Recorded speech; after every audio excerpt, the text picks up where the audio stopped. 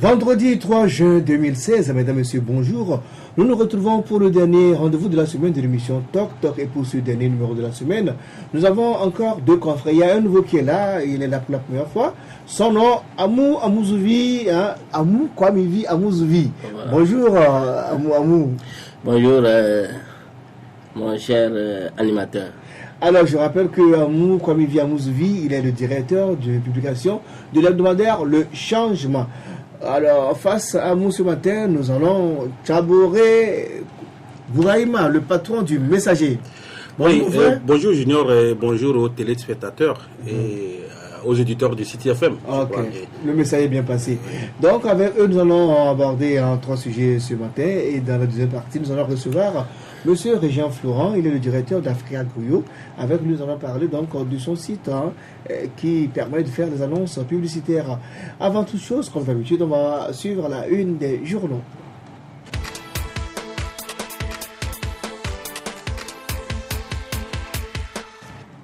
La une des journaux de ce vendredi 3 juin 2007, nous démarrons par le quotidien privé Liberté.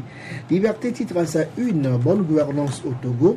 Voici le projet de proposition de loi de l'ADI portant déclaration des biens et des avoirs. Un véritable test pour Faure Gnassingbé et la minorité qui accapare les richesses.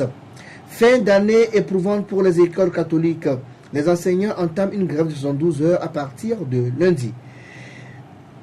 Appropriation frauduleuse des titres de filiale du groupe Bolloré au Togo.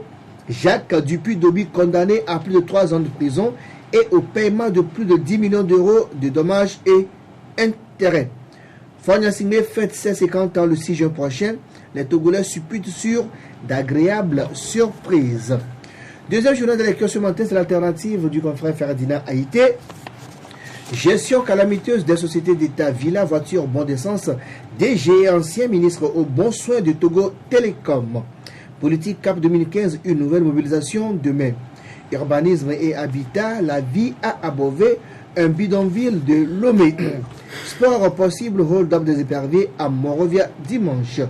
Nous poursuivons avec Focus Info, qui est dans les kiosques ce vendredi. À la une de Focus Info, politique.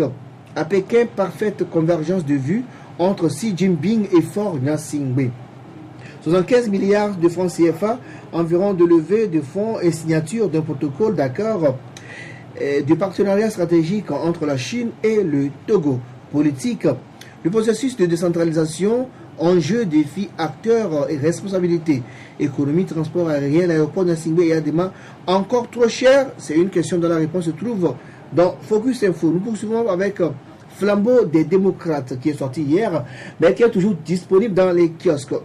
Flambeau titre fort sur redynamisation de la coopération sino-togolaise, fort sur les fronts technologie et développement. Vote de la loi portant création de 4 préfectures, la nomenclature des préfectures du Togo s'allonge. Attaque terroriste contre les casques bleus en attendant la prise des mesures coercitives. Le Togo pleure, c'est mort. Nous poursuivons avec le changement dont le directeur a reçu le plateau ce matin. Le changement titre création de 4 nouvelles préfectures vers une décentralisation biaisée au Togo. L'opposition parlementaire s'insurge contre une politique de 2 poids, 2 mesures. On en parle tout à l'heure, après la une des journaux. Attaque terroriste au Mali. 5 casques bleus togolais tués. Pourquoi les soldats togolais sont-ils nommément visés? Appel à Dieu en vue de l'unité nationale. Le parti des croyants à la nouvelle dynamique de Sokpa Hyacinthe appelle les Togolais à semer l'amour pour récolter la paix par la grâce de Dieu. Chronique de la semaine de Dominique Alizio et dans les kiosques aussi, nous allons lire à la une. Le président Faure Gnassingbé en visite d'État en Chine. Un don d'environ 76 milliards de francs CFA de la Chine pour agrandir l'aéroport de Lomé, développer l'agriculture togolaise. Création de 4 nouvelles préfectures. L'opposition togolaise est-elle hostile à la politique de décentralisation? La population d'Agonivé très remontée contre l'ANC. Renouvellement des membres de la HAC Pitan Tchala pour le rayonnement de l'institution. Ouara, les vainqueurs est dans les kiosques aussi. À la une de Wara, le vainqueur pour lire Fort Gnassingbé en Chine, le chef de l'État en opération de mobilisation des ressources pour le développement du Togo. Membre de la HAC, Pitanchala pourrait prendre la tête de cette institution. Et toujours dans Wara, on peut voir drame dans les rangs des casques bleus togolais au Mali. Lui a condamné l'attaque. Nous avons le correcteur qui est dans les kiosques ce matin. Le correcteur titre confidentiel, recettes douanières en chute libre, le remboursement de crédit de Simtogo et de la brasserie, la fumée qui cache les réalités, le dédouanement des véhicules, la source des plus grosses pertes de l'État. Insouciance autour de l'assassinat des casques bleus togolais au Mali, Fort et la haute hiérarchie militaire intéressée seulement par la course aux rétrocommissions et l'image du pays à l'extérieur. Pour les réformes au Togo, CAP 2015 appelle à une grande mobilisation ce samedi.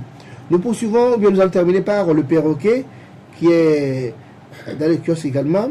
Le perroquet titre l'improvisation et le double langage du syndicaliste Octave Nico Broum met en péril les relations entre l'administration des écoles, du BTS et les étudiants. Série de meurtres et assassinats à Nita dans le canton d'Akumapé vaut. Le ministère public ordonne la condamnation de Togboui Michoaï Kosivi Vidjen et son complice à 5 ans de réclusion criminelle.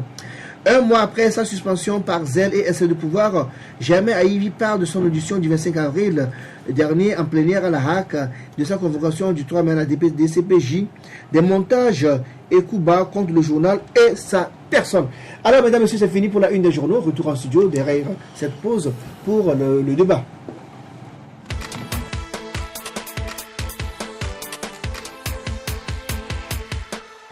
Alors, chers confrères, bonjour.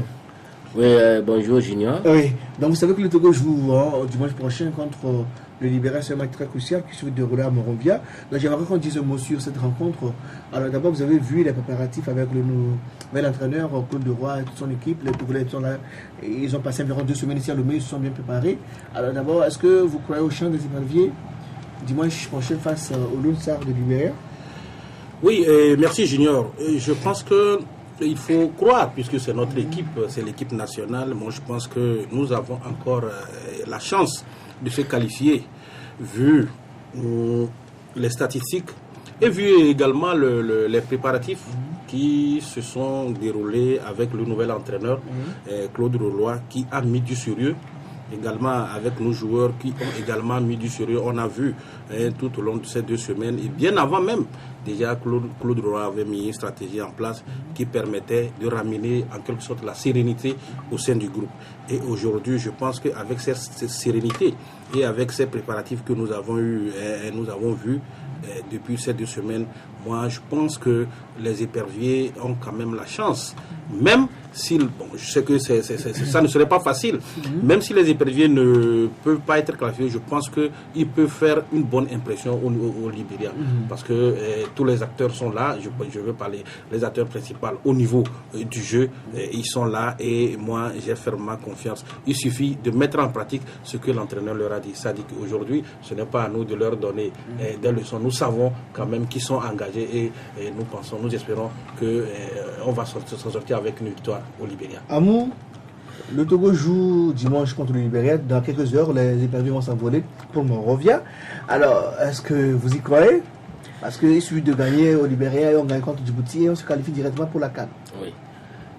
Vous savez, dans la vie, il faut se dire que ça, je vais le faire et je vais réussir.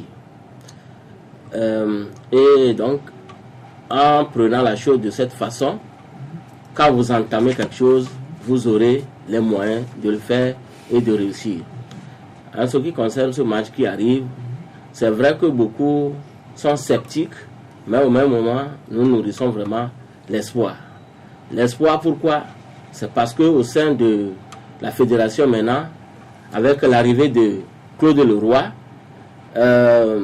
tous les espoirs sont permis. Les espoirs sont permis parce qu'aujourd'hui, il y a une certaine cohésion entre les joueurs. Or, avant, les joueurs étaient divisés. Ils ne se parlaient même pas. Chacun prend son camp, et dès qu'il se retrouve sur la pelouse, ce n'est pas le match qu'il faut. Aujourd'hui, dès qu'il y a donc la sérénité entre les joueurs et que le nouvel entraîneur qui est Claude Leroy a imprimé cette dynamique au sein de notre football, je pense que l'espoir est permis. Même à l'étranger, les éperviers peuvent faire l'effort et gagner ce match. Donc, vous y croyez, mais Claude Leroy n'est pas magicien non plus, hein? Non, il n'est pas magicien. Ce que j'ai dit tout à l'heure, c'est que c'est la dynamique imprimée au sein du football. Actuellement, tous les joueurs sont à l'hôtel 2 février. Radisson Blue. Radisson Blue, voilà. Ils sont tous là-bas. C'est du nouveau. C'est du nouveau parce que avant, si on rejoint même les joueurs, vous verrez que il y a certains qui quittent l'hôtel pour aller faire ce qu'ils veulent en ville. Mais aujourd'hui, et les joueurs internationaux, c'est-à-dire nos joueurs qui sont à l'étranger, qui sont revenus, les joueurs nationaux, tous, même le chargé de communication de la FTF, quand vous voyez toute cette équipe, tout ce staff est aujourd'hui logé et respecte les consignes de Claude Leroy. Or, par le passé, il y a certains joueurs qui ne prenaient pas en compte les consignes de l'entraîneur parce que l'entraîneur avait des positions vis-à-vis de certains joueurs. Aujourd'hui, Claude Leroy fait l'effort de jouer le rôle d'un rassembleur. Il n'a pas pris position pour tel ou tel. Qu'est-ce qu'il faut faire pour que le football togolais marche?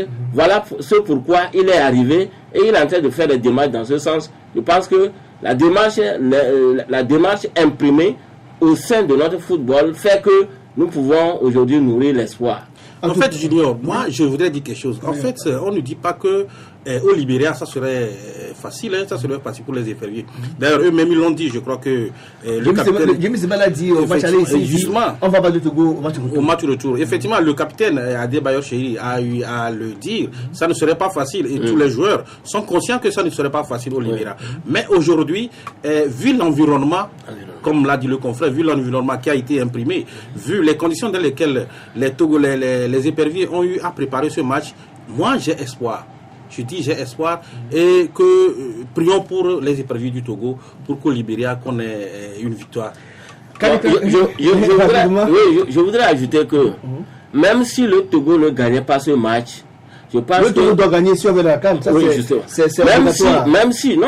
Même si le Togo ne gagnait pas ce match, il sera quand même, les joueurs et l'entraîneur seront quand même applaudis.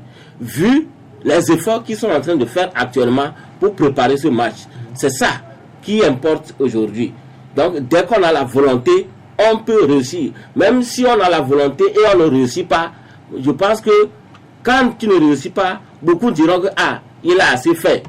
Mais il n'a pas la chance et concédons lui cet échec. Bon, la qualification du Togo à la CAN Gabon 2017, nous y croyons tous. Et ceci passe bien par, on va passer par la victoire du Togo dimanche prochain face au Lunsar du Libéria, on espère vivement. On passe donc au sujet proprement dit ici. Adoption du projet de loi portant création de 4 nouvelles préfectures. L'opposition parle de 2 poids, 2 mesures. L'opposition ne décolère toujours pas après l'adoption vendredi dernier du projet de loi portant création de 4 nouvelles préfectures au Togo, que ce soit les députés du CAR, de l'ANIC, ADI et autres. Ils dénoncent à l'unisson la politique de 2 poids, 2 mesures. Alors, Amou, vous l'avez titré ce matin encore. Est-ce que vous comprenez la frustration de l'opposition une semaine après le vote de ce projet de loi? Oui, merci Junior. L'opposition, pour une fois, je salue la cohésion de l'opposition dans son ensemble à l'Assemblée nationale. Ils ont su dire non à ce qui ne va pas. D'une seule et même voix, ils ont dénoncé la chose. Et c'est ce que nous leur souhaitons. En ce qui concerne la création d'une nouvelle préfecture, en soi, ce n'est pas une mauvaise chose. C'est tout ce que nous souhaitons parce que nous avons dit qu'il faut une décentralisation et il faudrait qu'il y ait, par rapport à certaines localités, par exemple, les populations, l'effectif par rapport à certaines localités, on a nécessairement besoin de créer, d'en faire de cette localité une préfecture. Et entre-temps, on avait combien de préfectures? On avait 21 préfectures, c'est remonté à 35 préfectures. Aujourd'hui, on a encore ajouté 4 préfectures. Donc, créer la préfecture, ce n'est pas une mauvaise chose en soi.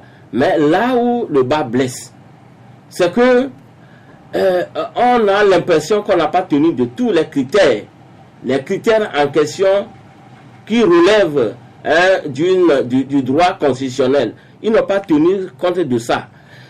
Parce que si nous prenons par exemple les préfectures qui ont été créées la fois dernière, spécialement si nous prenons le cas de Aguenivé, qu'est-ce que notre opposition dit?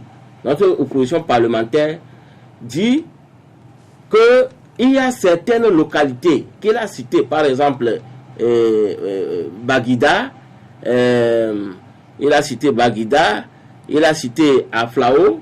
Il y a certaines localités proches qui sont très loin de Lomé et qui, par rapport aux démarches administratives qu'il faut faire avant d'avoir certains papiers, il faudrait qu'on en fasse une préfecture.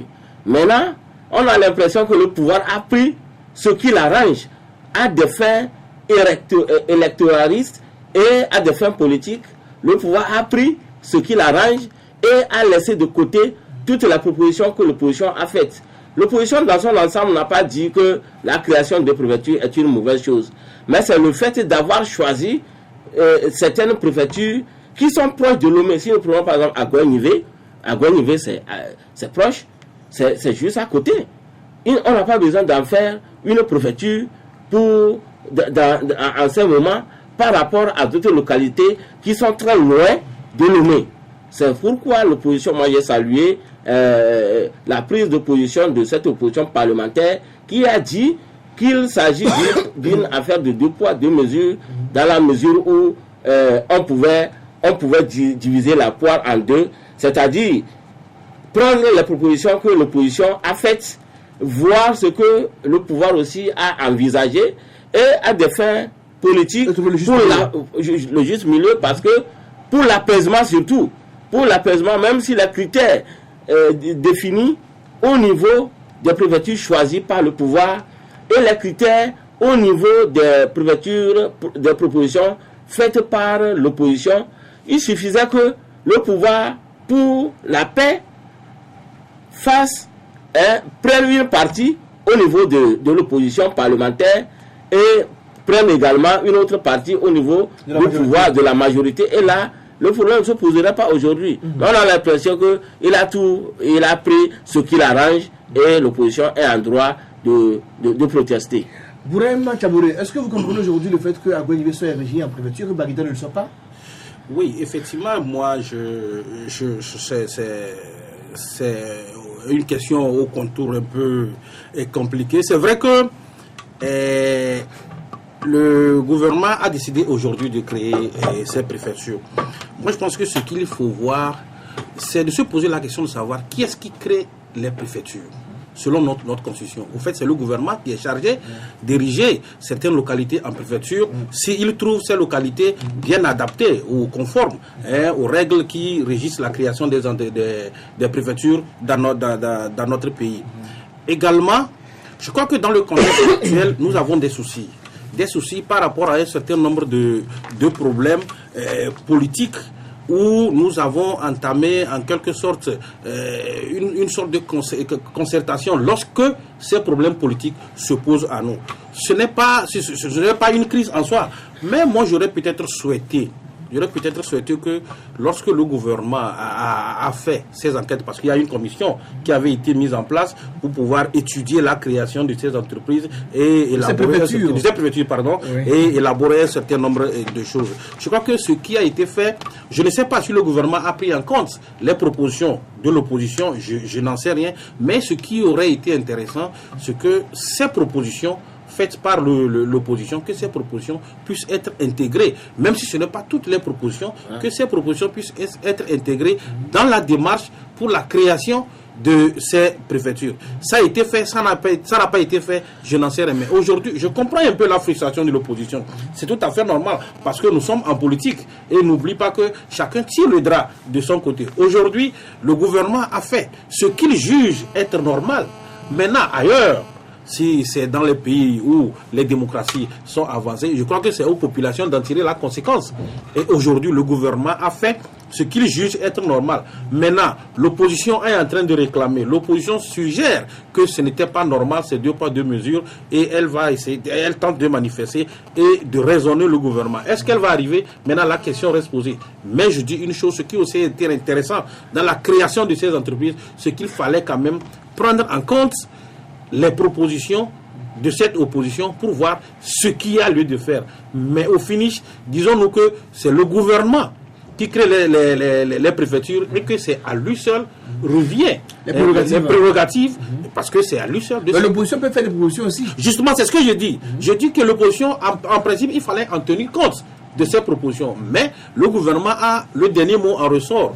Alors là, bon, l'opposition est dans son rôle, le gouvernement est également dans son rôle. Alors, le texte vient d'être été voté, ça fait 8 jours déjà. Est-ce que vous pensez que c'est possible qu'on fasse une nouvelle relecture en tenant compte quelques amendements de l'opposition? L'opposition doit encore créer, par exemple, la préfecture d'Oti Sud, ou bien Oti Nord, plutôt, de créer une préfecture à Guanivé, de créer une nouvelle préfecture à Baguida, et ainsi de suite. Est-ce c'est possible que le chef de l'État puisse concéder ça à l'opposition? Ou bien, bon, c'est acté, c'est acté? Non, je ne peux pas dire que c'est acté, c'est acté. C'est possible, si vraiment la volonté y est. Et je ne sais pas également ce que les textes disent.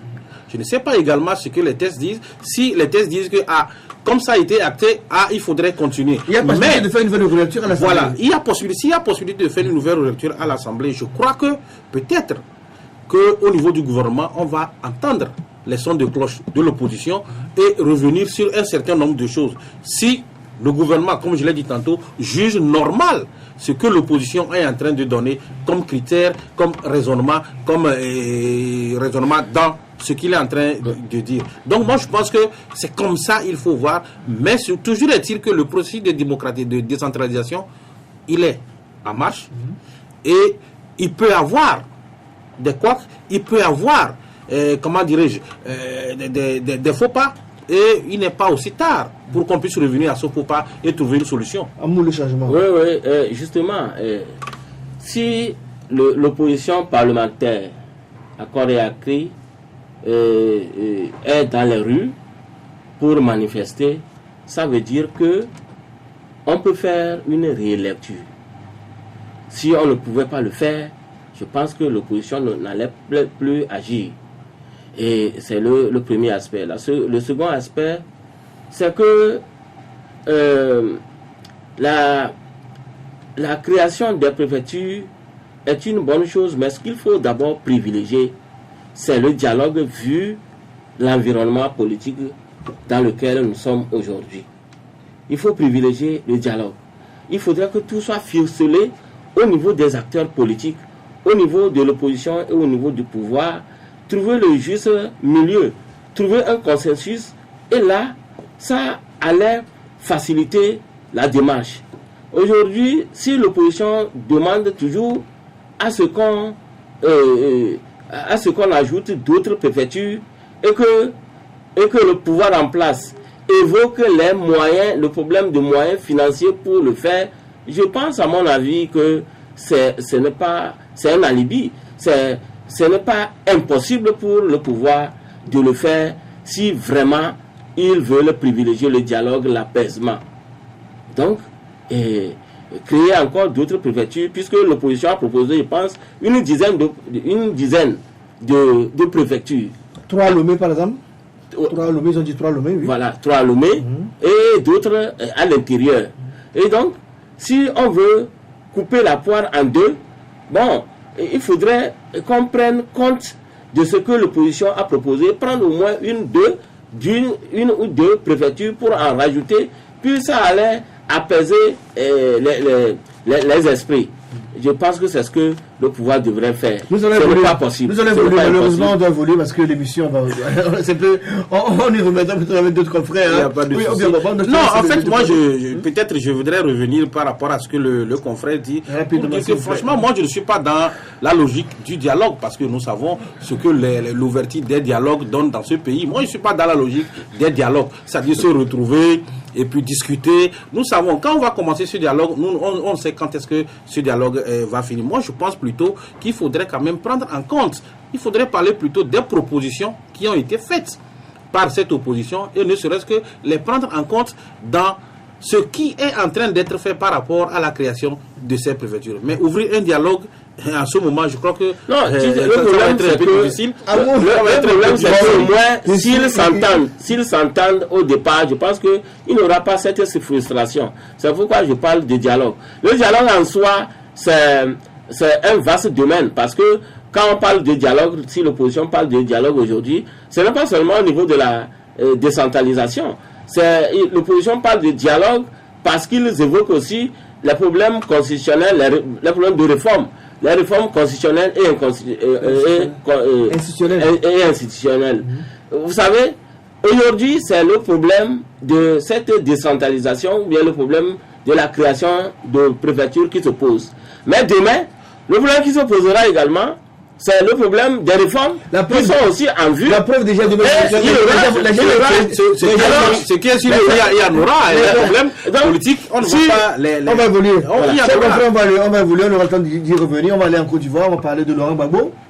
Alors, après les Nations Unies qui ont décidé de lever leurs sanctions contre l'ancien président ivoirien Laurent Gbagbo, c'est au tour de la Suisse qui a aussi décidé de lever les mêmes sanctions.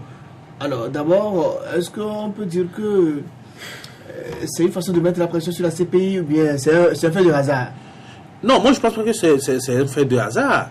C'est une façon de mettre non seulement la pression sur la CPI, mais c'est également de faire comprendre un certain nombre de dysfonctionnements ou un certain nombre de problèmes par rapport à ce procès au niveau de Laurent Gbagbo. J'ai cru entendre qu'il y a déjà un juge qui avait déjà déclaré que à la manière dont les choses évoluaient au CPI, il serait possible que Laurent Gbagbo soit relaxé. Et lorsque vous voyez que l'ONU, cette grande institution, a levé les sanctions et que la Suisse, ce n'est pas un petit pays qui lève ces sanctions, et on peut imaginer la suite. On peut se dire que par rapport à ce qui se passe au niveau de la CPI avec Laurent Gbagbo, demain sera bon pour ce monsieur.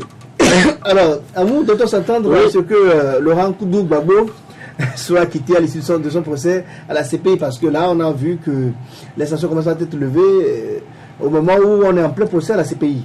Oui. Si ce n'est pas un fait de hasard, si l'ONU et la Suisse lèvent la sanction contre Gbagbo, ce n'est pas un fait de hasard parce que vous savez que l'ONU, la Suisse, c'est de grandes institutions. Ils ne se lèvent pas comme ça pour prendre des décisions. C'est le premier point. Le second point, c'est que dès qu'on a commencé, dès le début de ce procès-là, moi je me suis dit que ce procès, la manière dont ça commence à évoluer, là, c'est pas bon. On a l'impression que c'est seul le camp Gbagbo qui a commis des atrocités. Nous avons tous subi comment ça s'est passé. Ce n'est pas parce que un chef d'État est aujourd'hui au pouvoir qu'on ne peut pas interpeller les autres et garder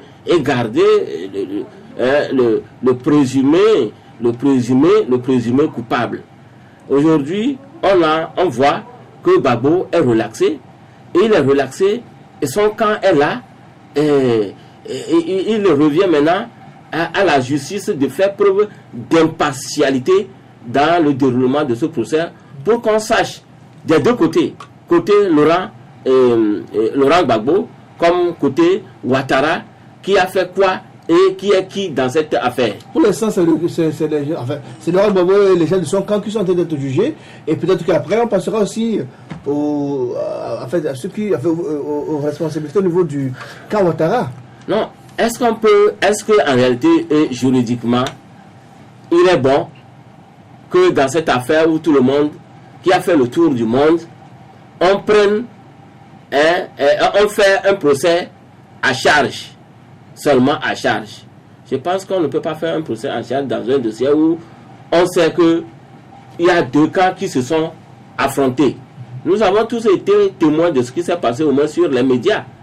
Et on a vu que ce n'est pas seulement le camp Gbagbo en Côte d'Ivoire qui a commis des atrocités. Dès le départ, pour l'impartialité de ce procès, dès qu'on commence à interpeller Laurent Gbagbo, on aurait fait, parce qu'il y a des gens que nous connaissons et que la communauté internationale aussi connaît, pouvait commencer déjà à interpeller ces gens-là pour que le procès, qu'on parle de l'équité de ce procès. Vous vous rappelez, le premier ministre d'Alassane Ouattara, quand on lui a adressé, comment on dit, un mandat, vous voyez comment ça s'est passé. C'est comme derrière ce mandat lancé contre Guillaume Soro, on a des mains noires, des soutiens de la puissance internationale, une certaine puissance internationale qui est derrière ce mandat d'arrêt qu'on a lancé contre Guillaume Soro. De toute façon, au niveau de la police étrangère, comment ça s'appelle déjà là, comment ça s'appelle la police étrangère non, Interpol, pardon. Ouais. Interpol ne reconnaît pas ce mandat. Interpol s'est prononcé cette semaine, dit lui ne reconnaît pas ce mandat parce qu'il ne respecte pas les normes exigées. Donc on revient à Laurent Gbagbo. Non, par rapport à Laurent Gbagbo Junior, moi je voudrais dire il faut le noter à l'unanimité, la majorité de l'opinion dit que c'est un procès politique.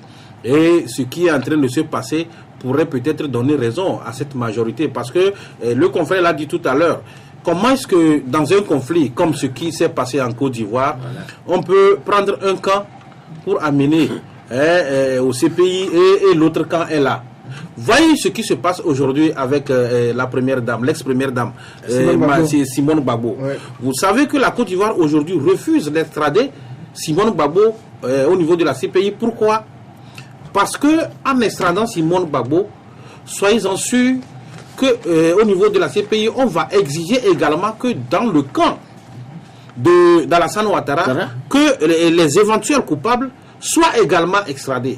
Voilà pourquoi la justice ivoirienne refuse de ne pas vouloir extrader Simone Gbagbo et pense qu'elle est capable de juger Simone Gbagbo. Mais aujourd'hui, vous voyez comment les ONG sont en train de réagir. Il y a certaines ONG qui ont quitté le procès tout simplement parce qu'elles jugent que ce procès n'est pas ce qu'on attendait. Vous voyez, c'est ici que moi je voudrais parler de deux poids, deux mesures au niveau de Laurent Gbagbo. Je voudrais parler de 2 poids, 2 mesures parce que on ne peut pas, nous savons tous ce qui s'est passé en 2002 en Côte d'Ivoire et moi j'estime que pour être équitable, en principe, au niveau de la CPI, on devrait également interpeller l'autre camp et voir en réalité ce qui se passe. Lorsqu'il y a guerre, Junior, ce qu'il y a 2 camps qui s'affrontent, lorsqu'il y a 2 camps qui s'affrontent et qu'il y a eu des morts, cela ne voudrait pas dire que c'est un seul camp qui a tué tout ce que nous avons vu. Peut-être qu'il y a un camp qui est à la base, peut-être. C'est possible, si un camp qui est à la base. Non, même si que dit la CPI? Si un camp est à la base, cela ne voudrait pas dire que l'autre camp n'a pas fait des exactions. Donc il y a action, il y a réaction. Moi je pense qu'il faudrait réaction.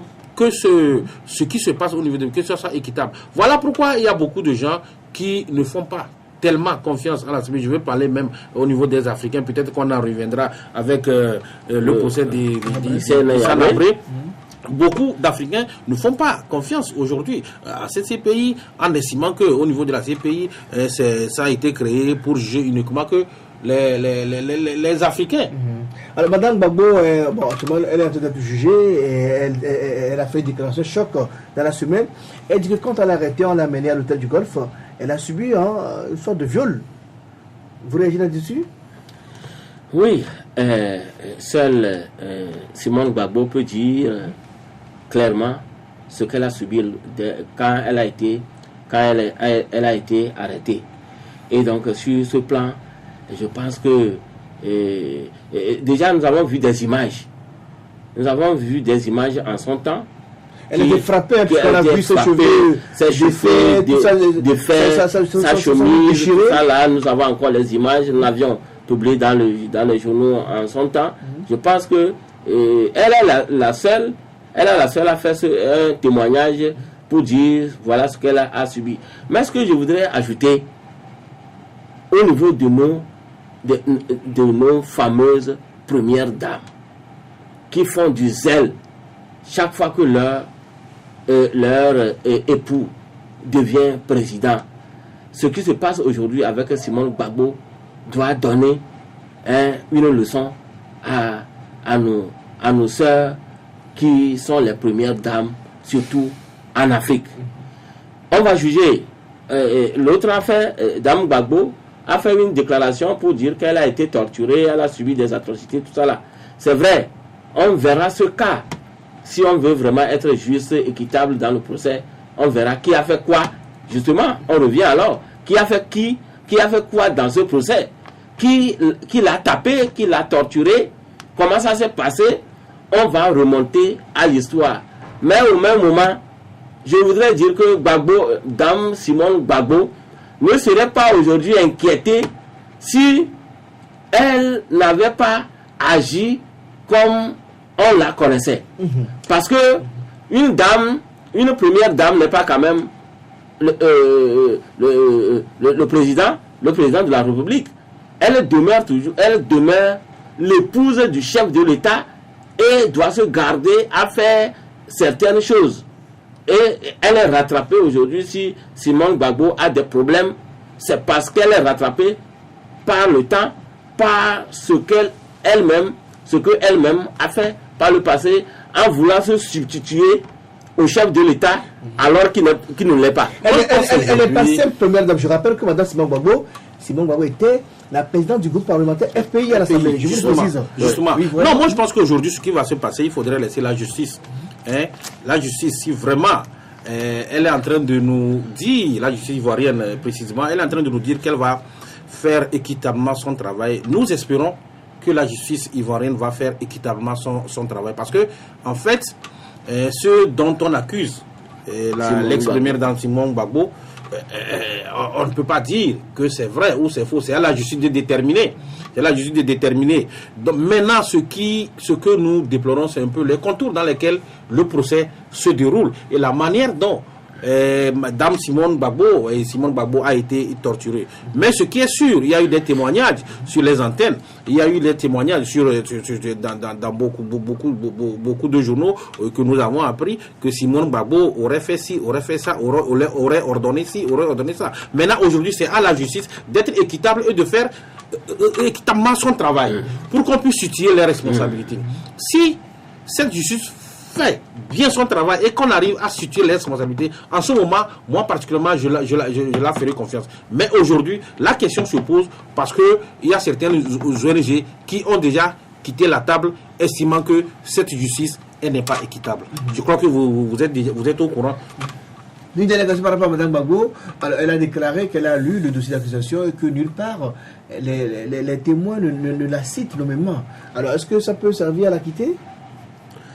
Oui, juridiquement, si il n'y a aucun témoin qui la cite, qui la cite nommément, ça peut servir à la quitter. Seulement, il y a des faits qui sont têtus. Dame Gbagbo, tout le monde sait comment elle s'est comportée en Côte d'Ivoire. Mais aujourd'hui, il revient maintenant aux gens, à ceux qui, puisqu'il s'agit de témoigner, il revient maintenant à ceux qui ont été, ont assisté à des faits, de venir témoigner et de dire, bon, voilà ce que Dame Gbagbo a fait ou Dame Gbagbo n'a pas fait. Mais Dame Gbagbo ne peut pas, devant les tribunaux, il ne faut pas dire que moi je suis parti tuer, j'ai donné des ordres à tel d'aller tirer, j'ai donné des ordres à tel d'aller faire ceci ou cela.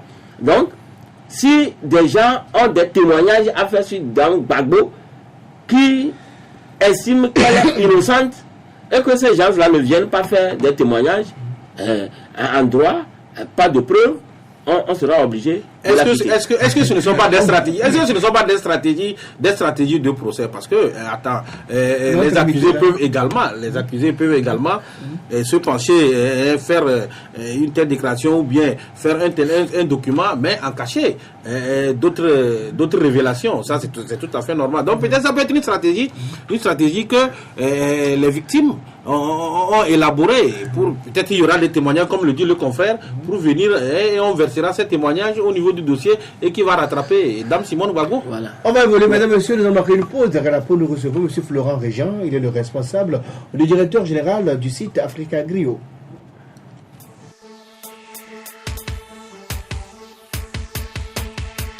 Suivez tous les lundis, mercredis et vendredis votre émission Toc Toc.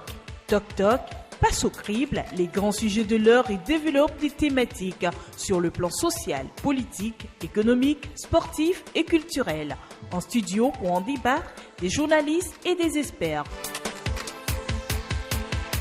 Rediffusion la nuit avant 2h30.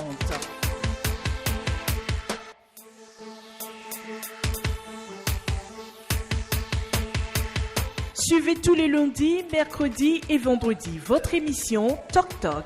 Toc Toc passe au crible les grands sujets de l'heure et développe des thématiques sur le plan social, politique, économique, sportif et culturel. En studio ou en débat, des journalistes et des experts. Rediffusion la nuit avant 2h30.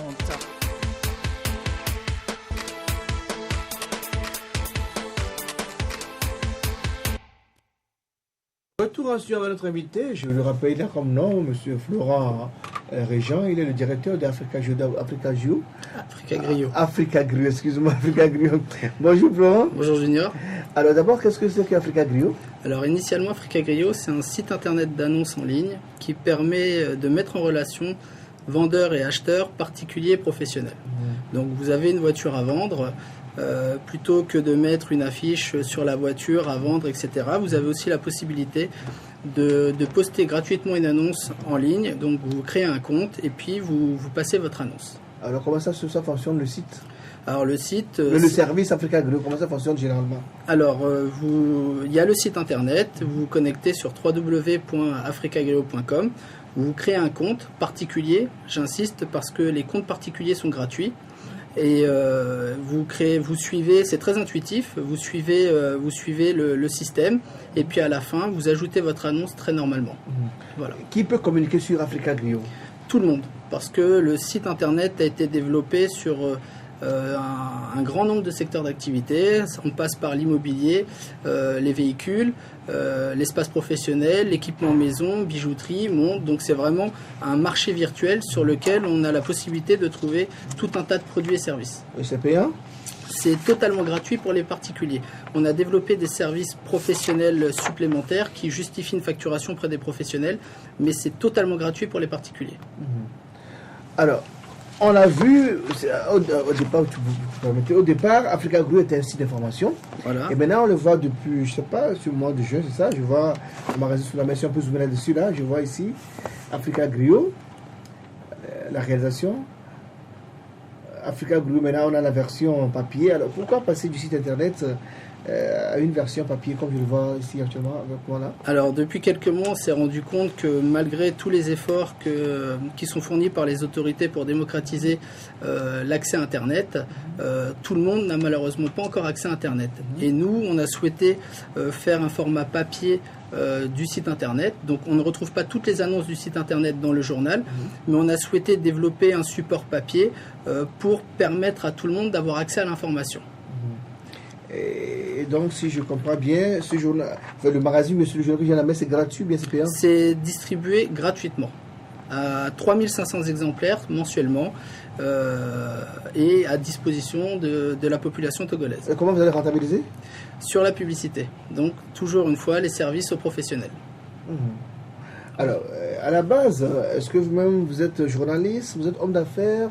Comment êtes-vous arrivé dans ce domaine, hein, de la publicité en ligne et aussi par papier? Alors non, je ne suis pas du tout du milieu à la base. Je viens de Paris. Je travaillais sur les marchés financiers. Et puis, j'ai rencontré celle qui est ma femme aujourd'hui. Elle est d'origine togolaise. ça a été une motivation pour moi de m'intéresser à sa culture. Donc j'ai fait un premier voyage au Togo et je dois dire que je suis tombé sous le charme et totalement amoureux du Togo. J'ai trouvé que les Togolais étaient très accueillants et puis je me suis rendu compte au fur et à mesure des voyages que le Togo offrait beaucoup d'opportunités. Donc après de maintes discussions, on a fait le choix de venir s'installer ici au Togo pour investir et pour essayer d'apporter notre pierre à l'édifice. Oui. Alors là, vous avez été amoureux du Togo 2 fois, parce qu'en plus de votre femme, vous avez été intéressé par le Togo également. Vous savez, nous avons un problème ici dans le pays, tout est concentré à Lomé. Et aujourd'hui, avec Africa et Griot, comment comptez-vous faire pour ne serait-ce que couvrir toute l'étendue du territoire? Parce qu'il faudrait également que ceux qui sont à l'intérieur du pays puissent avoir accès à votre produit, à ce que vous faites. Tout à fait. Donc il va nous falloir un peu de temps, parce que comme vous l'avez dit, la région maritime, Lomé concentre, selon ce que j'ai compris, 80 ou 90% de l'économie. Donc on s'est d'abord intéressé à Lomé, à la région maritime, pour promouvoir notre produit, et c'est avec le temps qu'on va commencer à aller conquérir les parts de marché à l'intérieur du pays. Mais ça va se faire progressivement parce qu'il y a un business plan, un business model, un investissement derrière. Donc il faut commencer à rentabiliser ce début d'investissement pour pouvoir ensuite développer ça sur toute l'étendue du territoire. Avez-vous un plan de communication pour faire bien connaître votre produit? Oui, alors initialement c'était un site internet. Après on a fait beaucoup de communication à la télé, à la radio, et puis la presse écrite. Oui, la presse écrite également. Et puis comme je dispose également d'une imprimerie, je me suis dit qu'il serait intéressant pour des raisons de coût de développer mon propre support de communication autour de la marque Africa Griot. Et puis comme il y a un business model aussi autour du support papier du journal Africa Griot, il n'y avait que des intérêts et des avantages à le faire. Donc on s'est lancé dans la conception de ce journal, et donc c'est un produit fort pour notre marque et en termes de communication, puisque c'est en proposant ce type de service, c'est aussi une manière de communiquer sur la marque Africa Griot. Un petit commentaire sur par exemple les images là, un petit commentaire sur ça. Est-ce que vous êtes dans l'achat ou dans la vente? Alors ça c'est une publicité.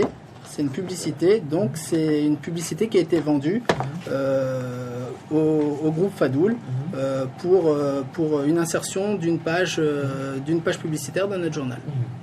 Non, bon, je n'ai plus rien à dire si à savoir si votre invité par rapport au nombre, par rapport au nombre qu'il a, parce qu'il a parlé de 3600 exemplaires aujourd'hui. Est-ce que vous pensez que cela peut suffire pour couvrir, ne serait-ce que vous avez parlé de Lomé, est-ce que cela peut suffire pour couvrir Lomé? Et également, qui sont ceux qui sont, parce que j'ai comme l'impression qu'il y a certaines personnes qui sont privilégiées par rapport à l'acquisition de Africa Griot.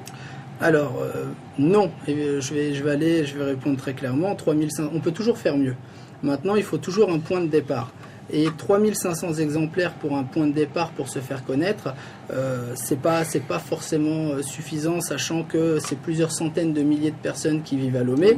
Donc je suis entièrement d'accord, mais il faut bien commencer. Ensuite,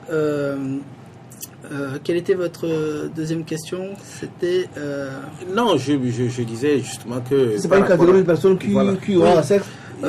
Non, parce que, comment je veux dire, on a la distribution géographique à Lomé se fait dans les supermarchés, dans les administrations, les ministères, ambassades, mais dans les supermarchés, monsieur tout le monde va dans les supermarchés.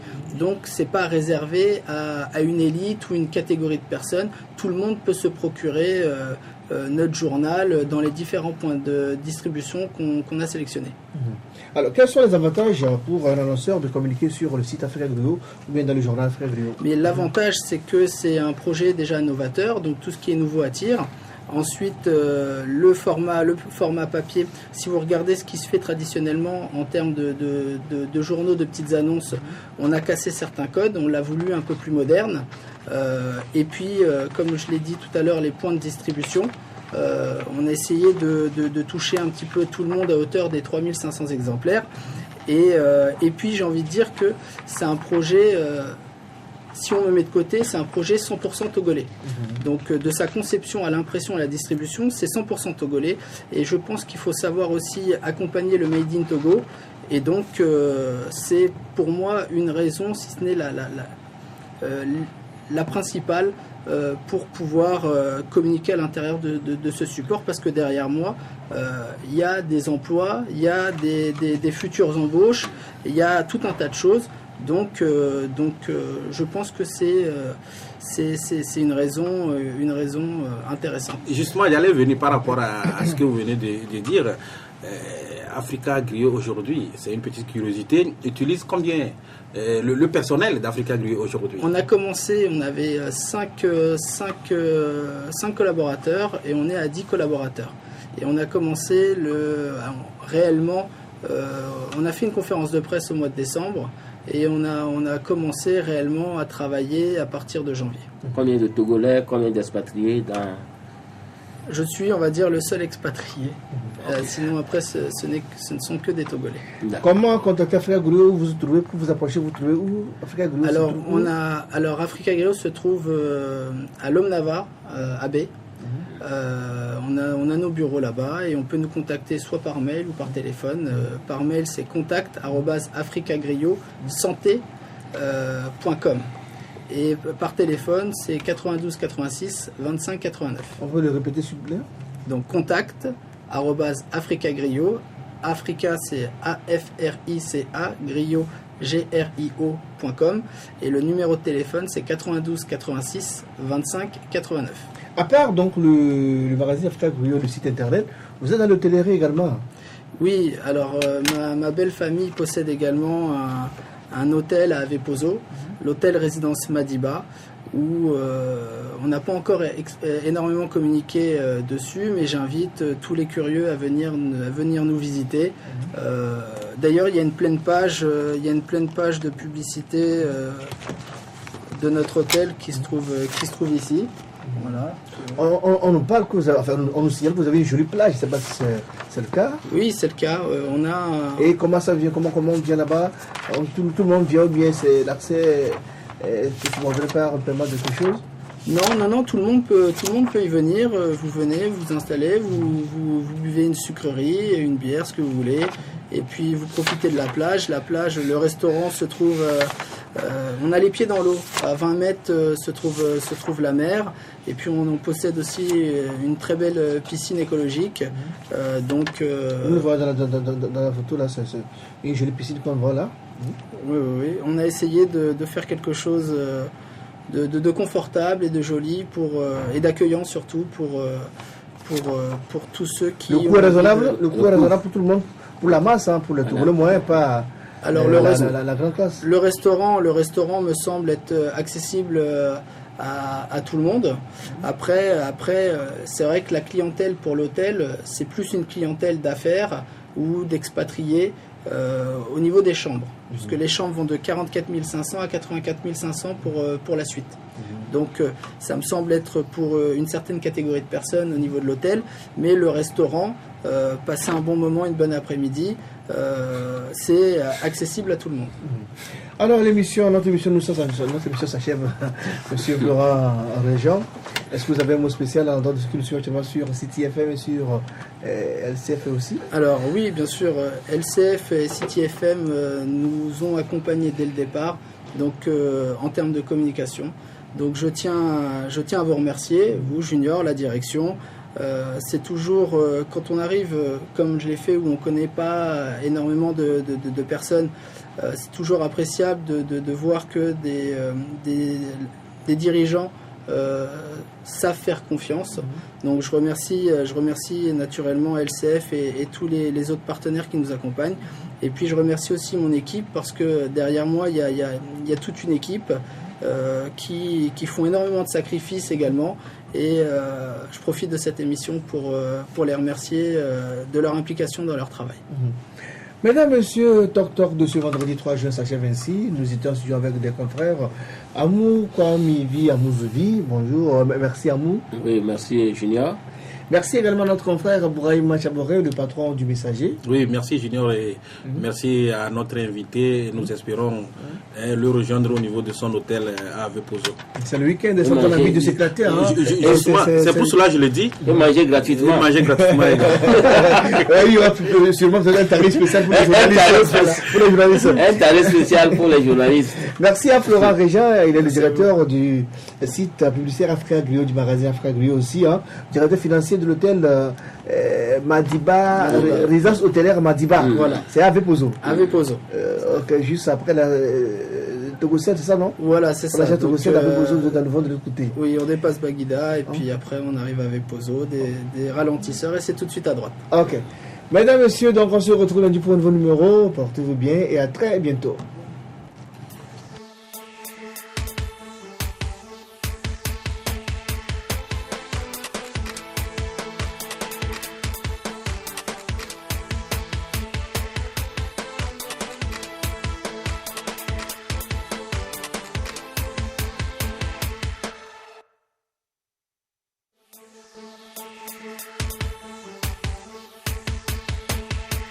Suivez tous les lundis, mercredis et vendredis votre émission Talk Talk. Talk Talk passe au crible les grands sujets de l'heure et développe des thématiques sur le plan social, politique, économique, sportif et culturel. En studio ou en débat, des journalistes et des experts. Rediffusion la nuit avant 2h30. LCF, la télévision qui vous accompagne au quotidien. Elle est au cœur de vos journées avec des programmes aussi variés que diversifiés. Des émissions qui abordent des questions d'actualité sans complaisance, des tranches d'informations qui vous replongent au cœur de l'actualité nationale et internationale. Des magazines et documentaires instructifs pour votre culture. Toutes les tendances musicales actuelles du 228 et d'ailleurs, en passant par le sport, les dessins animés pour les tout petits, les feuilletons